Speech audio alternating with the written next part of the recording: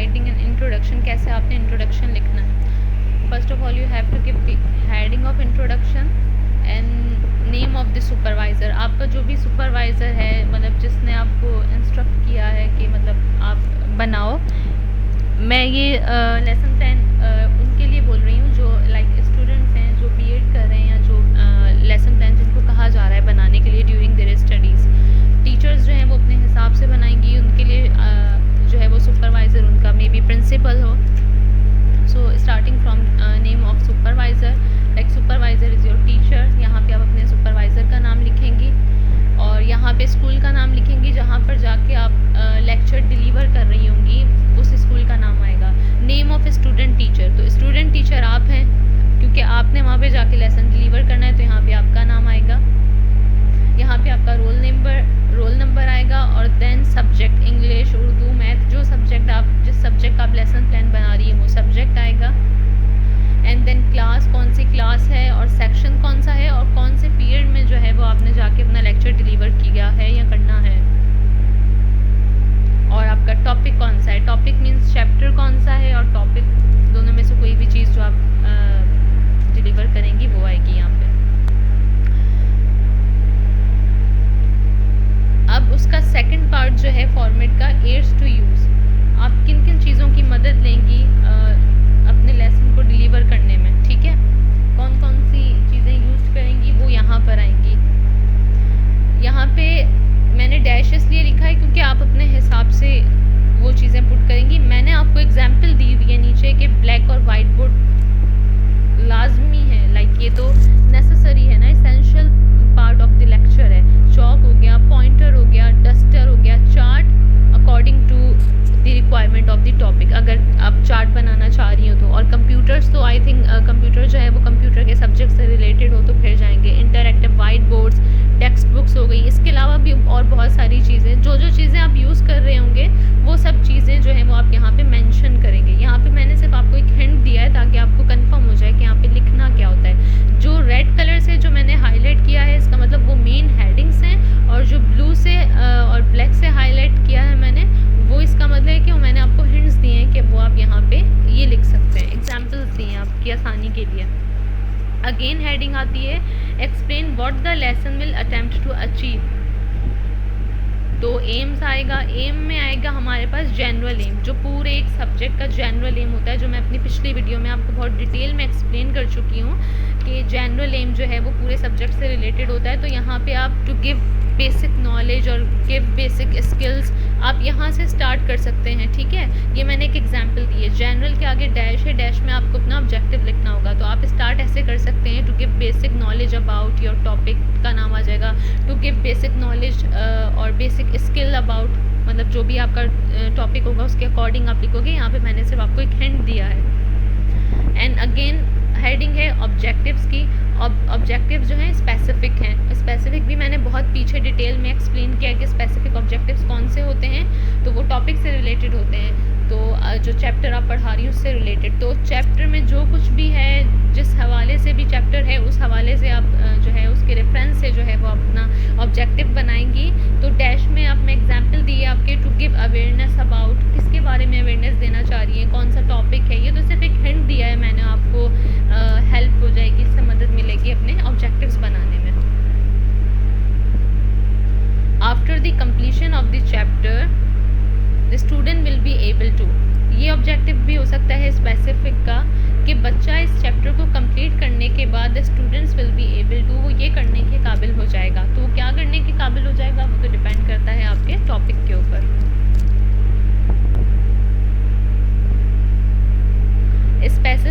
Specific objectives definition, specify what the student will be able to do on completion of learning. ये student centre approach होती है specific objective जो हैं, इसमें students जो है वो चैप्टर कंप्लीट होने के बाद इस ख़ास मखसूस तौर पर जो है वो क्या करने के काबिल हो जाता है। कुछ ऐसा स्पेशल होता है उस यूनिट के अंदर जो बच्चा सीखता है और वो करने के एबल हो जाता है इसको करने के, और आइडेंटिफाई उसको क्लियरली कर देता है ना, तो वो चीज़ स्पेसिफिक ऑब्जेक्टिव में आती है। अगर और डिटेल में समझना है तो आप मेरी प्रीवियस वीडियो को देख सकते हैं।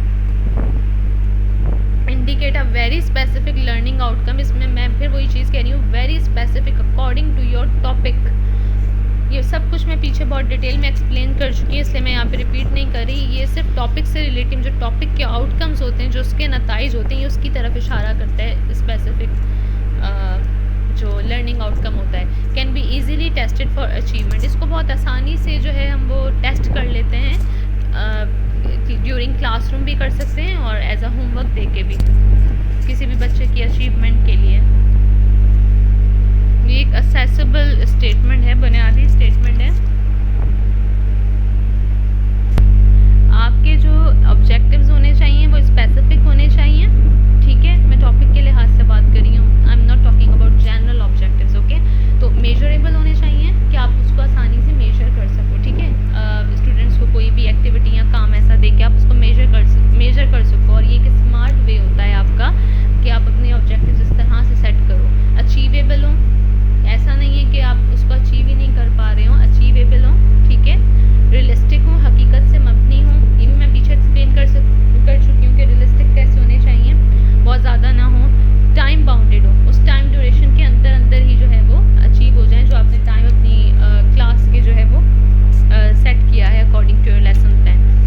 फिर वही चीज़ है, स्पेसिफिक, मेजरेबल, अटेनेबल, आप उसको आसानी से हासिल कर लो। रेलिवेंट हो, जो आप पढ़ा रहे हो, जो आप टास्क दे रहे हो आपके ऑब्जेक्टिव से मिलता हो। टाइम बेस्ड हो according to your lesson plan, वो ड्यूरिंग क्लास ही जो है वो आप उसको हासिल कर लो। टाइम के ऊपर मबनी हो कि या तो होमवर्क में बच्चों को दो या तो आप क्लास के अंदर ड्यूरिंग क्लास करवाओ।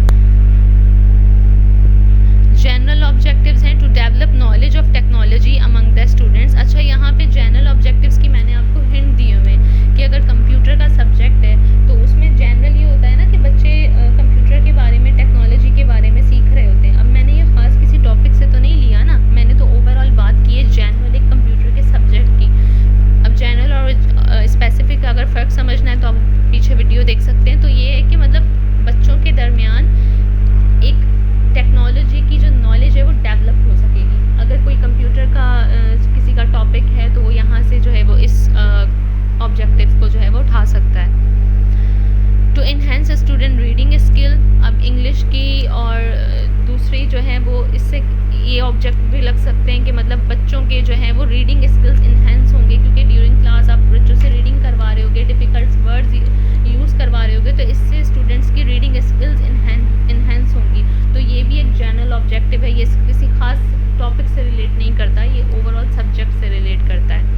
Another is fluency in conversation, मतलब बच्चे की रवानी होगी कन्वर्जेशन में, वो फ्लुएंसी जो है वो बोल पाएगा उस डिफ़िकल्ट वर्ड्स को और बात कर पाएगा, फ्रेजेस को एक्सप्लेन कर पाएगा। Fluency in conversation. And the next is stylish reaction, मतलब ऐसा होता है ना कुछ वर्ड्स को हमने जो है वो एज ए स्टाइल के साथ बोलना होता है जब हम रोल प्ले करवा रहे होते हैं बच्चों से। जैसे एक हमारे पास अगर कोई भी ऐसा यूनिट है जिसके अंदर 2 डायलॉग्स हैं, एक डायलॉग का नेम दूसरा और दूसरा ये, तो उसको उन डायलॉग्स को उस टून के हिसाब से बोलना होता है। तो वो स्टाइलिश जो है उनका रिएक्शन हो जाता है बच्चों का, वो स्टाइलिश तरीके से जो है वो फिर उसको प्रोनाउंस करते हैं। ये ड्यूरिंग क्लास टीचर उनको जो है वो करके दिखाती है। ये भी एक जनरल जो है वो ऑब्जेक्टिव है। करेक्ट प्रोनाउंसिएशन, बच्चों की प्रोनाउंसिएशन करेक्ट होती है। वो जो वर्ड जो नए सीख रहे होते हैं, क्योंकि हर यूनिट में जो है कोई ना कोई नया वर्ड तो ज़रूर होता है, तो वो उसकी प्रोनाउंसिएशन तो बच्चे को नहीं आती। तो इससे क्या होता है, एक जनरल ऑब्जेक्टिव है ये कि उस सब्जेक्ट से बच्चे की जो है वो प्रोनाउंसिएशन जो है वो भी करेक्ट होगी। अब स्पेसिफिक पर आ जाते हैं। By the end of the lesson the student should be able to, again repeat कर रही हूँ कि रेड वाली जो मेंशन की हैं वो हेडिंग्स हैं। स्पेसिफिक जो है ये हेडिंग है आपकी, और जो ब्लू से हाईलाइट है वो मैंने आपको हिंट दिए हुए हैं कि आप अपने ये ऑब्जेक्टिव्स बना सकते हैं अकॉर्डिंग टू योर सब्जेक्ट और टॉपिक से लेके। By the end of the lesson the student should be able to, lesson ख़त्म होने के बाद बच्चा क्या करने के काबिल हो जाएगा आगे आप अपने वो खुद ही लिखेंगे। इंक्रीमेंट ऑफ नॉलेज यानी कि उनकी नॉलेज में इजाफा होगा। कौन सी नॉलेज में, ये तो टॉपिक में ही होगी जो उसके बारे में आप उसको लिखेंगे, आगे उसको फर्दर बढ़ा देंगे इस सेंटेंस को। To familiar students about the concept of बच्चे उस कॉन्सेप्ट से वाकिफ़ हो जाएंगे। अब वो कौन सा कॉन्सेप्ट होगा, ये भी उस टॉपिक जो होगा आपका, वो उसको लिख सकते हैं। मैंने तो आपको हिंट्स दिए हुए हैं यहाँ पे कि बच्चे उस कॉन्सेप्ट्स के बारे में जो है वो समझ जाएंगे, उससे वाकिफ़ हो जाएंगे, फैमिली। ओके, और ऑब्जेक्टिव्स मैंने आपको आपके हिंट दिए हुए हैं। To help them to grasp the information described in the lesson, उनको मदद मिलेगी कि वो उस इंफॉर्मेशन को जो है वो होल्ड मजबूती के साथ जो है वो अपने दिमाग में बिठा के रखें जो उनको लेसन में डिस्क्राइब की गई है। ये भी एक ऑब्जेक्टिव हो सकता है। आइडेंटिफाई द आउटपुट डिवाइसेस, अब मेरे पास जैसे एक बुक थी उसके अंदर चैप्टर था आउटपुट डिवाइसेस का, तो उसमें यूनिट था, तो उस यूनिट के अंदर से मैंने ये आपको हिंट देने के लिए ऑब्जेक्टिव्स निकाले हैं कि बच्चे जो है वो आइडेंटिफाई कर सकेंगे आउटपुट डिवाइसेस को। Identify the features and functions of output devices, output devices के क्या फीचर्स हैं, क्या फंक्शंस हैं, बच्चे ये आइडेंटिफाई कर सकेंगे, लाइक मॉनिटर, स्पीकर, प्रिंटर हो गया। To make them understand the personality of holy prophet peace be upon him. अच्छा, ये एक सब्जेक्ट और था 8 या 7 क्लास की बुक में कि हज़रत मोहम्मद मुस्तफ़ा सल्लल्लाहु अलैहि वसल्लम के उनकी लाइफ के बारे में एक चैप्टर था, तो उसमें ये स्पेसिफिक ऑब्जेक्टिव मैंने ये बनाया था कि to make them understand the personality of prophet peace be upon him, to tell them significance of brotherhood, बच्चों को भाईचारे की जो है वो अहमियत पता चलेगी। ठीक है, उस चैप्टर में एक्सप्लेन किया गया होगा, तो टीचर ने ये ऑब्जेक्टिव्स बनाने में उसको हेल्प मिल सकती है, बना सकती है। To help them the importance of last word of holy prophet peace be upon him, बच्चों को उसकी इम्पोर्टेंस का पता चलेगा, जो holy prophet peace be upon him हमारे नबी पाक ने जो लास्ट वर्ड्स कहे थे उसकी इम्पोर्टेंट का पता चलेगा। तो जब आप अपना चैप्टर पढ़ते हो तो उसके अंदर ही आपको जो है वो बहुत सारे जो है स्पेसिफिक ऑब्जेक्टिव्स मिल जाएंगे, जैसे मैंने आपको हिंट्स दिए हुए हैं कि बच्चे को ये पता चलेगा, बच्चों को ये पता चलेगा, ये सब कुछ। जैसे बच्चे आउटपुट डिवाइस की खसूसियात क्या हैं, वो कैसे फंक्शंस करती हैं, ये आइडेंटिफाई कर सकेंगे। इस तरह की चीज़ें जो है वो आप अपने टॉपिक के अंदर से खुद ही निकाल सकते हैं। बहुत ईजी होता है अगर आप एक दफ़ा ट्राई करें तो। अब उसके बाद उसका थर्ड पोर्शन आता है मोटिवेशन, ये उसकी मेन हेडिंग होती है मोटिवेशन। और मोटिवेशन में association, write question activities based on the previous knowledge to relate it with the aim and objectives of the lesson. अब इसके अंदर हम क्या करते हैं, एसोसिएशन करते हैं, लाइक मेंटल कनेक्शन बनाते हैं बिटवीन आइडियाज़ और चीज़ों के दरमियान। ठीक है, ऐसे क्वेश्चंस और ऐसी एक्टिविटीज़ बनाते हैं जो प्रीवियस नॉलेज से रिलेट करती हों हमारी करंट नॉलेज की, और हमारे जो एम्स और ऑब्जेक्टिव्स हमने लेसन के बनाए हैं उससे मीट करती हों। ठीक है, हम बच्चों को डायरेक्ट नहीं कहेंगे बच्चों हम आज ये पढ़ेंगे, नहीं, बच्चों को ऐसे सवाल पूछेंगे या ऐसी एक्टिविटीज़ करवाएंगे या चार्ट पे कुछ ऐसी पिक्चर्स दिखाएंगे जिससे बच्चों की प्रीवियस नॉलेज, उनसे ऐसे सवाल पूछेंगे प्रीवियस नॉलेज से रिलेटेड कि वो बच्चे आहिस्ता आहिस्ता खुद ही उस टॉपिक पर आ जाएं। जब वो आहिस्ता आहिस्ता टॉपिक पर आ रहे होंगे तो हम खुद ही बोल देंगे भाई हम ये इस टॉपिक के बारे में पढ़ेंगे। इससे क्या होता है, बच्चे मोटिवेट होते हैं, इंटरेस्ट लेते हैं उसके अंदर। एक्टिविटी बेस्ड हो सकता है कि अगर बिल्कुल न्यू कॉन्सेप्ट है तो आप जो है वो चार्ट के थ्रू या पिक्चर्स के थ्रू बच्चों को जो है वो मोटिवेशन कर सकते हो। डिफरेंट स्टाइल होता है मोटिवेशन करने का। अगर आपको मोटिवेशन अपने यूनिट के हिसाब से नहीं मिल रही तो आप पिक्चर्स के थ्रू मोटिवेट कर सकते हो, चार्ट में पिक्चर्स अटैच करके और मल्टीमीडिया व्हाटएवर। और अगर तो मोटिवेशन आपको इजी लग रही है, बच्चों को प्रीवियस नॉलेज आपको समझ आ रही है बच्चों की, और आप उससे रिलेट करके जो है ऐसे 2 या 3 क्वेश्चंस बनाकर आप उसकी प्रीवियस नॉलेज से रिलेटेड बच्चों को करंट नॉलेज तक ला सकते हो।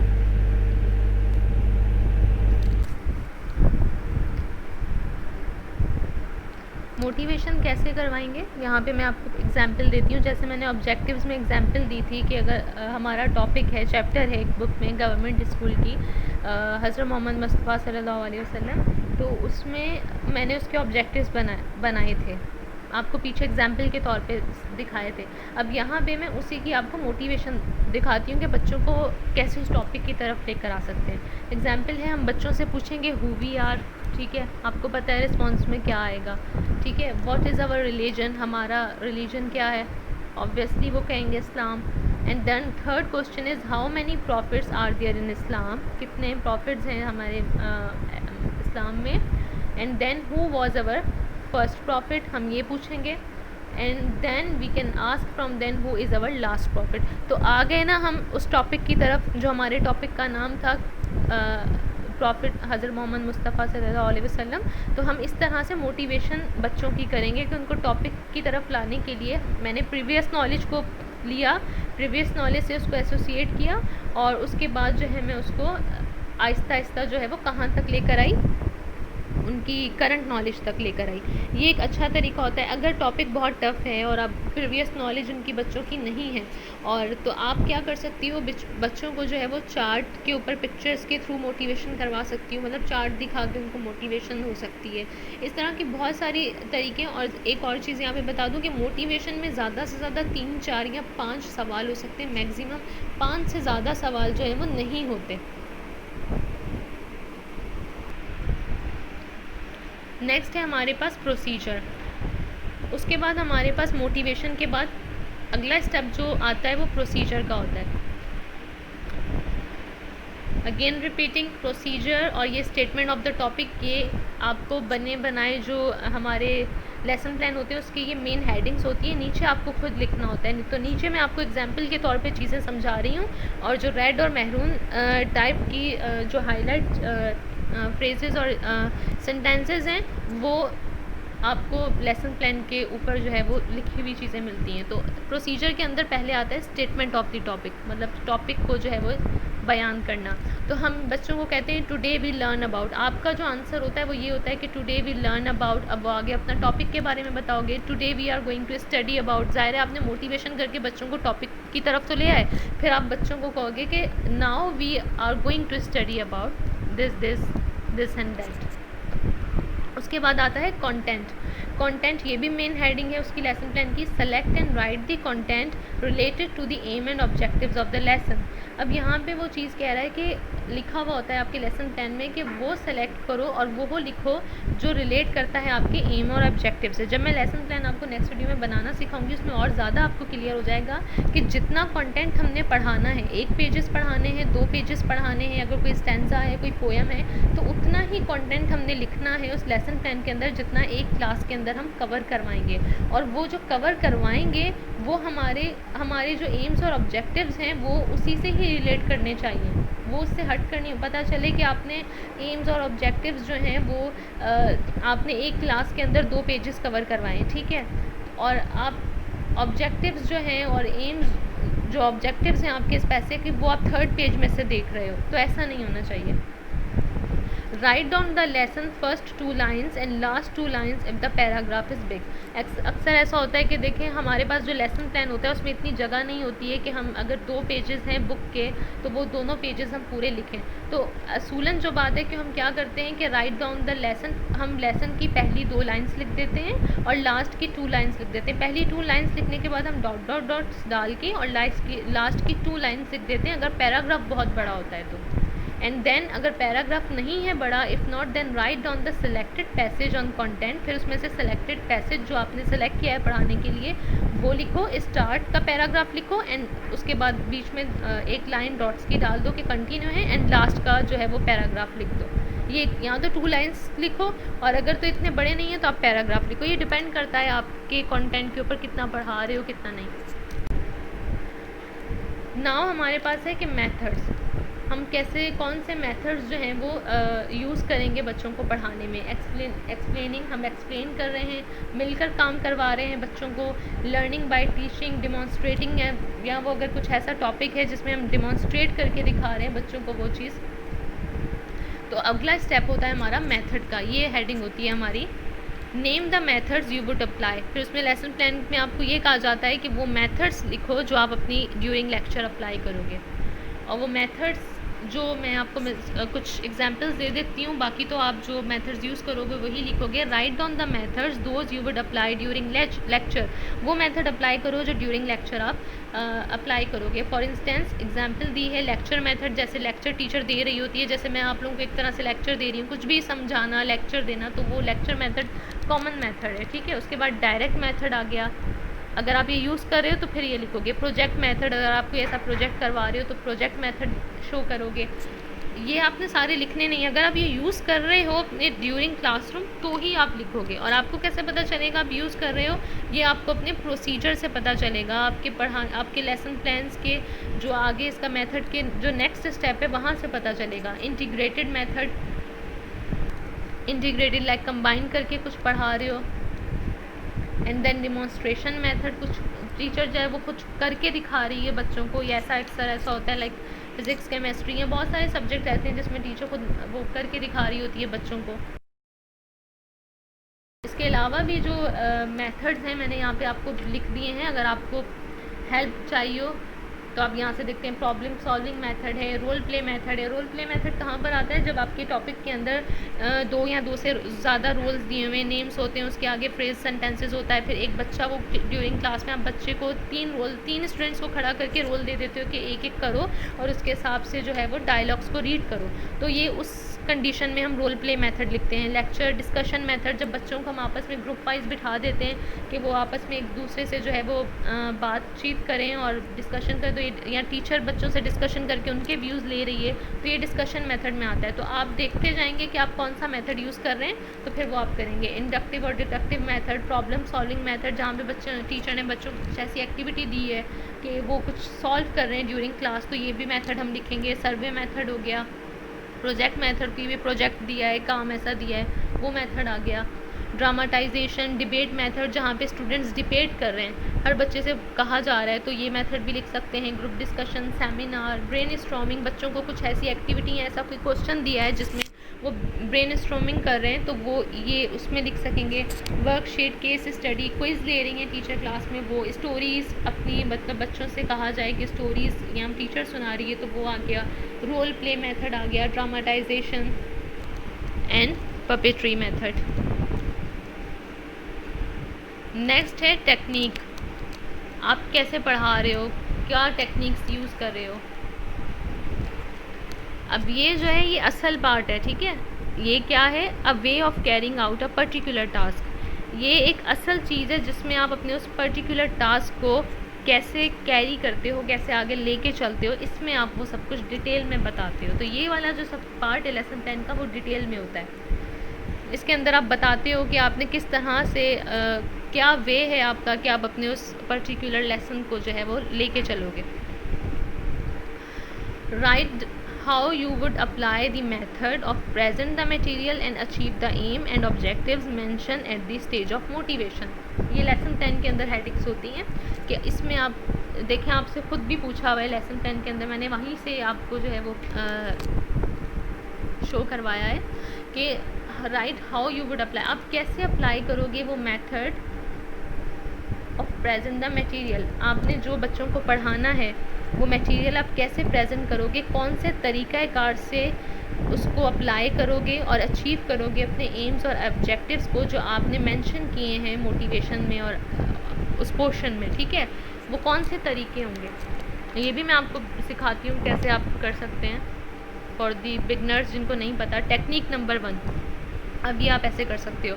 टेक्निक नंबर 1 के नाम से आप इंट्रोडक्शन दोगे। Teacher gives the complete introduction and explain with examples this lesson is about. Technique number 1, techniques में ये होता है कि टीचर इंट्रोडक्शन देती है जो भी टॉपिक है, चाहे वो चार्ट के ज़रिए दे, चाहे वो बोर्ड के ऊपर उसकी डेफिनेशन लिखे।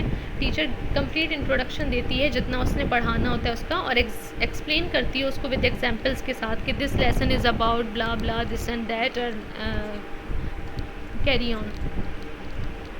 Definition, the teacher will write the definition on board. Teacher या तो वो डेफिनेशन बोर्ड पे लिख देगी कि बच्चों को पता रहे कि मतलब क्या पढ़ें, या तो वो चार्ट अगर लेकर आई है तो उस पर या वॉट एवर अवेलेबल उसके पास जो है वो। नॉलेज मैनेजमेंट, आपकी जितनी आप अपनी नॉलेज की मैनेजमेंट करो और टेक्निक्स को यूज़ करते हुए आप किस तरह से अपना लेसन 10 डिलीवर करते हो, ये आप पे डिपेंड करता है। प्रीलिमिनरी, ये रीडिंग जो है preliminary reading, teacher explain everything clearly. Teacher introduction में जो है वो एवरीथिंग एक्सप्लेन कर देती है क्लियरली। अब ये रिक्वायरमेंट्स होती हैं, आपका टीचर आपसे क्या एक्सपेक्ट करता है, ठीक है, कि आपसे वो कह रहा है कि ये लेसन प्लान में अटैच करो तो आप कर सकते हो। इंडिविजुअल रीडिंग बाय स्टूडेंट्स, उसके बाद है इंडिविजुअल रीडिंग्स बाय स्टूडेंट। अब उसके बाद आप ये हेडिंग दे के लिख सकते हो कि टीचर जो है वो हर स्टूडेंट को कहेगी कि वो रीड करें individually one by one, like some lines और पैराग्राफ। अगर तो लेसन आपका कंटेंट बहुत छोटा है तो आप 2 लाइन से हर स्टूडेंट को बोलें वो पढ़ते जाएं और फिर बैठते जाएं, दूसरा स्टूडेंट पढ़ता जाए। तो अगर तो पैराग्राफ्स हैं तो आप हर स्टूडेंट को जो है वो कहें कि वो पैराग्राफ रीड करें। एक इम्पॉर्टेंट थिंग है, जब बच्चे आपकी क्लास में जो है वो रीडिंग कर रहे हो तो उस दौरान अगर वो प्रोनाउंसिएशन में कुछ मिस्टेक करें तो फ़ौरन से उसे मत टोकें। जब वो अपना कंप्लीट कर लें तो उसके बाद आप उसे बताएं कि यहाँ पे ये प्रोनाउंसिएशन थी और आपने ये मिस्टेक की है।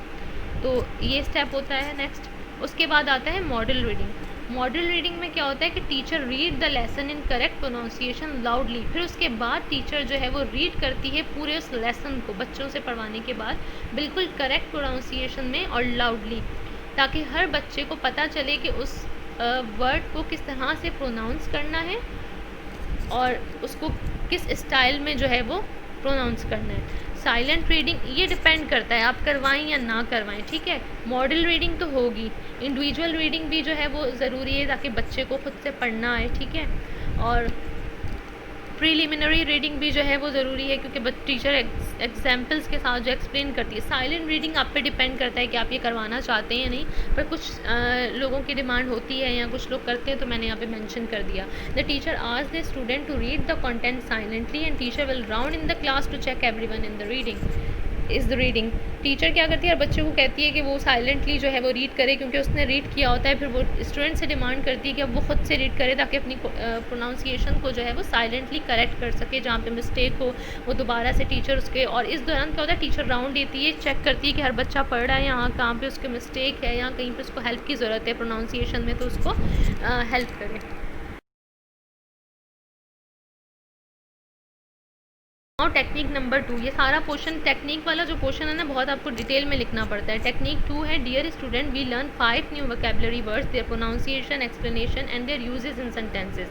ये आप टेक्निक 2 होती है कि टीचर स्टूडेंट को कहती है कि न्यू 5 वोकेबलरी वर्ड्स हमने सीखे हैं, उनकी प्रोनाउंसिएशन सीखी है, उनको किस तरह से एक्सप्लेन करना है, उनको किस तरह से यूज़ करना है अपनी डेली लाइफ में, तो वो हम लोगों ने सीखा है। फिर टीचर क्या करती है, उन न्यू वर्ड्स को राइट करती है बोर्ड के ऊपर और हर स्टूडेंट से कहती है कि वो अपनी क्लास वर्क में कॉपी के अंदर जो है उसको लिखे।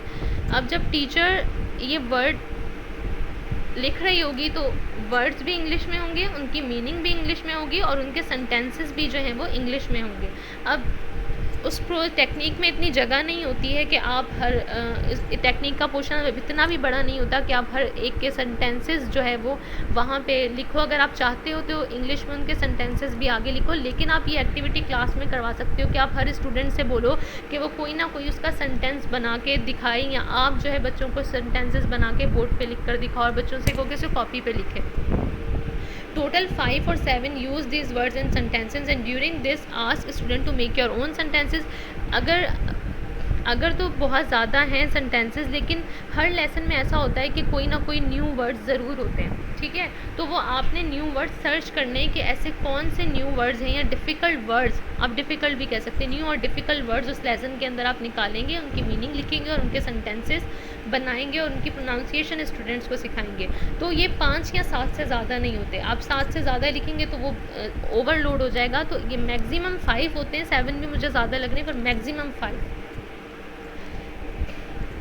उसके बाद जो है टीचर स्टूडेंट्स को कहती है कि आप खुद से सेंटेंसेस बनाओ and will instruct student to whatever I have written on board note down in their copies. जो वो बोर्ड पे लिख रही है वो अपनी कॉपीज़ पे जो है वो उसको नोट डाउन करते रहें during class.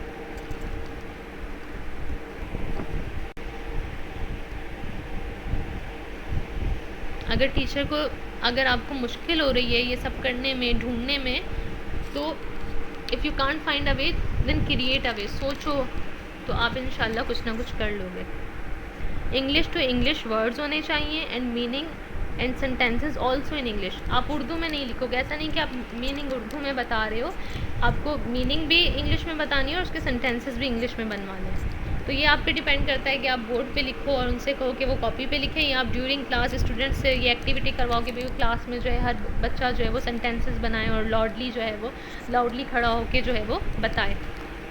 Explanation of the difficult words की एक्सप्लेनेशन दे, उनको डेली लाइफ में कैसे यूज़ कर सकते हैं वो टीचर एक्सप्लेन करेगी। Best memorisation techniques for students, ये बेस्ट मेमोराइजेशन टेक्निक्स हैं स्टूडेंट्स के लिए जो टीचर जो है वो स्टूडेंट्स को प्रोवाइड करती है। अब उसके बाद क्वेश्चन आता है फीडबैक का। फीडबैक में टीचर रिस्पॉन्स लेती है, स्टूडेंट्स के ओपिनियंस लेती है, कमेंट्स लेती है, रेटिंग करती है, उसको एक तरह से रिजल्ट मिलते हैं और वो एडवाइस भी करती है बच्चों को। कैसे? ये अगली हेडिंग है लेसन 10 की, फीडबैक। रीइंफोर्समेंट, बच्चों पर जो है वो लागू करना उस चीज़ को, ठीक है। Write recapitulatory questions to assess how far each people has mastered the material knowledge and to correct the wrong responses use positive incentives to reinforce the correct understanding responses. अब इसमें आपसे फीडबैक में ये कहा जाता है कि बच्चों से जो है वो पिछले जो आपने पढ़ाया है उसके क्वेश्चंस पूछो, ये जायज़ा लेने के लिए, असेस करने के लिए कि हाउ फार ईच पीपल, कितना जल्दी जो है हर बच्चा मास्टर्ड हुआ है उस मटेरियल, उस नॉलेज का जो आपने उनको पढ़ाया है। And to correct the wrong responses, और अगर बच्चे ड्यूरिंग क्लास रॉन्ग रिस्पॉन्स दे रहे हैं तो आपने उनको करेक्ट करवाना है। Use positive incentives to reinforce, positive incentives को यूज़ करो to reinforce correct understanding responses, उनके अंडरस्टैंडिंग को और उनके रिस्पॉन्सेज को करेक्ट करने के लिए आप उन पर लागू करो पॉजिटिव इंसेंटिव्स को यूज़ करते। ऐसी तरगीब और ऐसे इंकरेजमेंट करो, बच्चों को मोटिवेट करो कि वो जो है वो पॉजिटिव तरीके से जो है उनकी अंडरस्टैंडिंग जो है रिस्पॉन्स, अगर ऐसा नहीं कि बच्चे गलत जवाब दे रहे हैं तो आप हार्शली रिएक्ट कर रहे हो, आप उनको इंकरेज करो और उनको सही क्वेश्चन बताओ और मोटिवेट करो उस चीज़ को लर्न करने में। तो इसमें जो है, इसमें फिर वही कह रही हूँ, मैक्सिमम 3 सवाल होते हैं, इससे ज़्यादा इसमें सवाल नहीं लिखे जाते। फीडबैक में हमेशा जो है वो 3 सवाल होते हैं, 3 to 2 क्वेश्चंस होते हैं। आप 3 भी लिख सकते हो, 2 भी, इसमें कोई वो नहीं है कि आपको 3 ही लिखने हैं। The teacher ask questions from students to check the level of understanding, इसमें टीचर इसलिए सवाल पूछती है स्टूडेंट से कि वो चेक करती है उसकी लेवल ऑफ अंडरस्टैंडिंग, कि मतलब उसको समझ भी आया है या नहीं। Right just only questions not answer, अब आपको जो है ना वहाँ पर लेसन प्लान में सिर्फ क्वेश्चंस लिखने हैं, आंसर्स नहीं लिखने, आंसर्स तो बच्चे देंगे। You get answers from student during class. Now generalization, generalization क्या है? Right questions to find out whether the pupils have derived any principles, if applicable, or drawn any conclusion from the material presented in the lesson। अब generalisation में student क्या है, इसमें सिर्फ एक questions देते हैं, अगर आपकी मर्ज़ी आप 2 दो, 3 तो खैर नहीं होते, 1 होता है क्वेश्चन, या ज़्यादा से ज़्यादा 2, अगर आपको ज़्यादा शौक है तो आप 2 दे दो। इसमें ये होता है कि आप क्वेश्चंस लिखते हो ये जानने के लिए कि बच्चों ने जो है वो, मतलब स्टूडेंट्स ने कुछ हासिल किया है, कुछ ऐसे असूल, यानी कि ऐसे असूल, ऐसा कुछ सच जो है वो हासिल किया है। इफ़ एप्लीकेबल, इफ़ एप्लीकेबल मतलब अगर वो अप्रोप्रिएट है तो, और ड्रॉन एनी कंक्लूजन, या बच्चों ने कुछ ऐसा तैयार किया है, उसका कुछ कंक्लूजन ड्रॉ किया है मटेरियल से जो आपने प्रेजेंट किया था लेसन में। बेसिकली आप बच्चे से जो है वो एक कॉन्सेप्ट लेते हो जो आम होता है, ठीक है, मतलब जो उसको रियल लाइफ सिचुएशन से लगे, या उसके जो उसने अपने दिमाग से सोचा हो, अगर उसने कुछ ऐसा कंक्लूजन बनाया हो तो वो आप बच्चे से लेने की कोशिश करते हो। Question that relate to real life और वर्ल्ड आउटसाइड, वो क्वेश्चन रिलेट करता है रियल लाइफ से और आउटसाइड वर्ल्ड से। वो ऐसा नहीं है कि वो सवाल फीडबैक की तरह नहीं होते हैं कि मतलब आपने जो पढ़ाया उसमें से पूछो, वो उसमें ये होता है कि रियल लाइफ से रिलेट करता है, या वर्ल्ड आउटसाइड से बच्चा उसको, मतलब आप उसकी अंडरस्टैंडिंग को बढ़ाने के लिए जो है इस तरह के सवाल पूछे जाते हैं। एप्लीकेशन का मतलब यही है कि आपने जो सीखा है उसको अप्लाई कर सको। Right question, initiate activities, question लिखो या ऐसी एक्टिविटीज़ को मतलब स्टार्ट करो, पहल करो, to find out whether people can apply what they learn to new situation, ये जानने के लिए कि जो उसने लर्न किया है वो उसको न्यू सिचुएशन में अप्लाई करने के काबिल हुआ है या नहीं हुआ, ठीक है। अब इसमें मैंने हिंट दिया है what we do if that situation happen with you और happen in real life situation. अब इस सिचुएशन में टीचर जो है वो बच्चों को इस तरह के सवाल दे सकती है कि what we do if that situation happen with you, but आप ये तब करोगे जब ये आपके टॉपिक से रिलेट करता हो। अगर टॉपिक कुछ ऐसा है तो फिर उसमें आप ये क्वेश्चन लिख सकते हो कि अगर मैंने एग्जाम्पल के तौर पर आपको ये क्वेश्चन दिया है कि रियल लाइफ से कैसे उसको रिलेट करेंगे, कि अगर ये सिचुएशन आपके साथ हो तो आप क्या करोगे।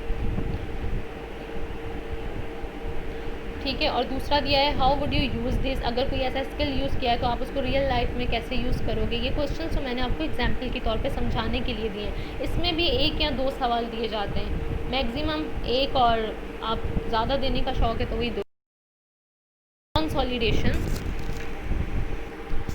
कंसोलिडेशन का मतलब है उसको, मतलब उसको और ज़्यादा जो है वो अंडरस्टैंडिंग लेवल उसका जो है बढ़ाना बच्चे का। Review of the unit by teacher करती है उस रिव्यू करती है, जायज़ा लेती है उस यूनिट का जो उसने पढ़ाया है। Summarize the unit touching the main points, एक छोटा सा खुलासा बनाती है सिर्फ मेन पॉइंट्स को टच करते हुए, पूरा लेसन नहीं। वो फिर बच्चों को कि आज हमने ये पढ़ा था, उसमें ये था, 3-4 लाइंस जो उसकी इम्पॉर्टेंट होती हैं, जो उसके मेन पॉइंट्स होते हैं, वो हर यूनिट में, हर चैप्टर में, हर चीज़ में होते हैं। तो वो उनको सिर्फ जो है बच्चों को एक उनकी मेमोरी में वो चीज़ बिछाने के लिए जो है वो उसको दोबारा से बोलती है। तो अब उसमें एग्जाम्पल देंगे कि बच्चे टीचर कैसे बोलेगी। For instance, well student today we have read about the, और आगे वो 2 या 3 लाइंस जो आपने लिखनी होगी वो आप अपने लेसन की मेन पॉइंट्स लिखोगे, ठीक है। रिपीटेशन होती है एक तरह से, लेकिन रिपीटेशन भी सिर्फ मेन आइडिया की होती है या मेन पॉइंट्स की होती है। नाउ रिपीटेशन का एक और पार्ट होता है असाइन होमवर्क फॉर प्रैक्टिस। ये भी लेसन 10 का ये पार्ट है, सबसे लास्ट का पार्ट है, जिसमें टीचर असाइन करती है होमवर्क स्टूडेंट को फॉर प्रैक्टिस के लिए कि वो घर पे जाकर उसकी प्रैक्टिस करें। वो होमवर्क भी हो सकता है, वो बच्चों को असाइनमेंट भी दी जा सकती है, वो प्रेजेंटेशन भी हो सकती है, वो कोई टास्क भी हो सकता है according to the subject. For instance, write down any other event of the, के बच्चों को कुछ भी कह दो कि इसका कोई अदर दूसरा इवेंट लिख कर लाओ, या कुछ भी होमवर्क हो सकता है। उसके बाद जो हमारा लास्ट पार्ट आता है वो जो है वो एजुकेशनल सुपरविज़न है। Supervising teacher suggestion for improvement. अच्छा, मेरी फर्स्ट वीडियो में मैंने डिटेल में बताया था कि टीचर अगर खुद से सुपरवाइज़ करेगी अपने आप को तो वो यहाँ पे अपने कमेंट्स लिखेगी, ठीक है। वरना अक्सर जो स्टूडेंट्स होते हैं जो बीएड के दौरान ही कर रहे होते हैं, तो उनके ऊपर जो एक सुपरवाइज़र होता है जो देख रहा होता है कि उसने कैसे डिलीवर किया है लेसन प्लान, तो वो उसको रिमार्क्स देता है यहाँ पर। तो अगर तो आप ये लेसन प्लान बना रहे हो एज अपने स्कूल के लिए, तो आप अपनी खुद की सुपरविज़न करो। ये मैंने फर्स्ट वीडियो में अपलोड किया है, वहाँ से जाके इसको डिटेल में देख सकते हैं। यहाँ पे ये कि जो आपकी सुपरवाइज़ कर रही है, जो आपको आप जब लेक्चर दे रहे हो तो ड्यूरिंग लेक्चर आपको जो देख रही है टीचर, ही और शी, तो वो यहाँ पर आपको सजेशन देती है इम्प्रूवमेंट के लिए या इंकरेजमेंट करती है। वो बताती है कि इसने मोटिवेशन सही की थी, मतलब वो मोटिवेशन जो थी वो प्रायर नॉलेज से, करंट नॉलेज से रिलेट हो रही थी, या उसने मोटिवेशन सही नहीं की, या वो डायरेक्ट टॉपिक पर आ गई। यहाँ पे वो ये कमेंट्स देगी, ये मेन हेडिंग्स हैं। उसके बाद वो इस पे कमेंट देगी कि इस टीचर का पढ़ाने का प्रोसीजर कैसा था, वो फीडबैक के ऊपर इसने सवाल सही पूछे थे या नहीं पूछे, इसके बारे में यहाँ पे राय देगी। कंसोलिडेशन के बारे में बताएगी कि इसने जो है वो कंसोलिडेशन मेन पॉइंट्स को टच किया था या नहीं किया था तो कैसे किया था। जनरल रिमार्क्स, ओवरऑल पूरे लेसन जो आपने डिलीवर किया उसके बारे में जनरल रिमार्क्स देगी वो आपको। डेट, जिस डेट पर आपने लेसन डिलीवर किया है, and signature of the supervising teacher, और वहाँ पे उसके सुपरवाइजिंग के टीचर के सिग्नेचर होंगे। अगर तो आप एज अ टीचर हो किसी स्कूल में, तो इस चीज़ को आप खुद से फिल करो कि क्यों करो, ये आप मेरी प्रीवियस वीडियो में देख सकते हो। स्टेपिंग अप टू सुपरविजन, आप खुद से भी जो है वो अपनी सुपरविज़न कर सकते हो।